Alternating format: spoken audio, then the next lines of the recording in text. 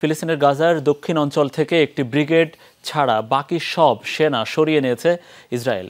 দেশটির এক সামরিক মুখপাত্রের বরাতে সেনা প্রত্যাহারের এই তথ্য প্রকাশ করেছে বার্তা সংস্থা রয়টার্স।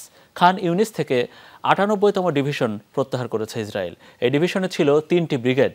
গত ৪ মাসে এই ডিভিশনের সেনারা গাজায় আগ্রাসন চালিয়েছে। বর্তমানে দক্ষিণাঞ্চলে অবস্থান করছে কেবল নাহাল ব্রিগেড, যারা এতদিন গাজাবাসীকে উত্তরাঞ্চলে নিজ বাড়িতে ফিরতে বাধা দেওয়ার দায়িত্ব পালন করে আসছিল। কয়েক মাস ধরে ফিলিস্তিনিদের শেষ আশ্রয়স্থল দক্ষিণের শহর রাফাহতে অভিযানের হুমকি দিয়ে আসছে ইসরায়েলের প্রধানমন্ত্রী বেনিয়ামিন নেতানিয়াহু।